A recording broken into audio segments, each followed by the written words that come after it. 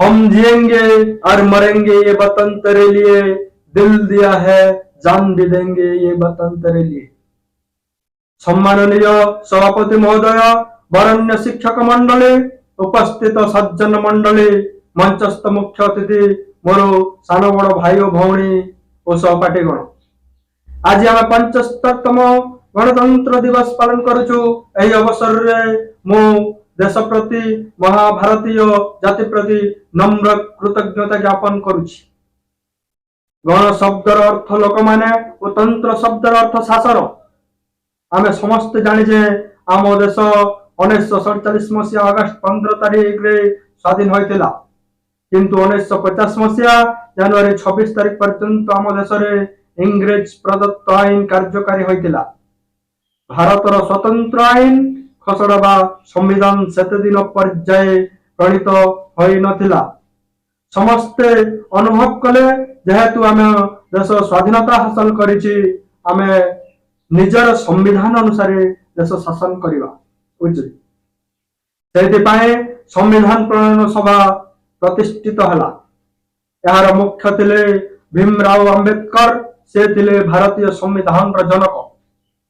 भारतीय को खाप खुआइला भले गोटे संविधान खसड़ा तैयारी करे डॉक्टर भीमराव अंबेडकर आधुनिक जुगर मनु पलटि गले। आमर ही संविधान 395 धारा 22 भाग एवं 8 परिशिष्ट विशिष्ट जहाँकि 1950 मसीहा जनवरी 26 तारिख रु कार्यकारी होता। दीर्घ 2 वर्ष 11 मास 18 दिन पर आम देश आम आईन अनुसार परिचालित है। सही दिन ठारू अर्थात 1950 मसीहा पर जनवरी 26 तारिख रु भारत गोटे सार्वभौम गणतांत्रिक साधारणतंत्र राष्ट्र भाव विश्व दरबार रे स्वीकृति लाभ कला। जनवरी 26 तारिख आम देशर एक राष्ट्रीय पर्व। भारत वर्षर पूर्व पश्चिम उत्तर दक्षिण जाति धर्म निर्विशेष समस्त भारतीय यही पर्व को बहु आनंद रे पालन करिथांती।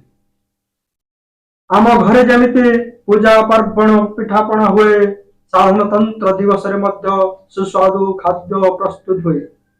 दिल्ली गेट ठारे राजधानी भुवनेश्वर राजरास्ता रे जल स्थल वायुसेना एससीसी अग्निशम सेवा बाहिनी पक्षर मार्च फास्ट करा जाए।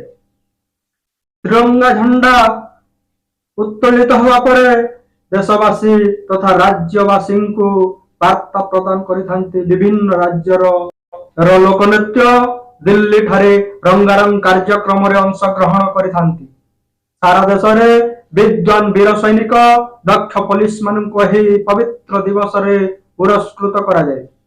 भारतर श्रेष्ठ बेसामरिक सम्मान भारत रत्न ठारू आरंभ करी पद्मश्री पर्यंत राष्ट्रपति द्वारा प्रदत्त हुए।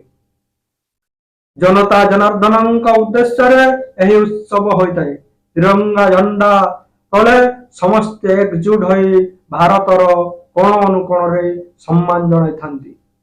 गणतंत्र दिवस केवल सामयिक आनंददायक उत्सव नुहे, यह आम आत्म समीक्षार दिन अटे। 140 कोटी भारतीय जो दिन निजर अंतर एक मन एक प्राण नहीं भारतर उन्नति आगे आसबे, सही दिन गणतंत्र दिवस प्रकृत मूल्यांकन हो पारिबो। एही पवित्र दिवस रे आज आमे शपथ नेबा, आमे भारत को महान करिवा। मु एतिकी कही मोर वक्तव्य शेष करुछि। वंदे मातरम। जय हिंद।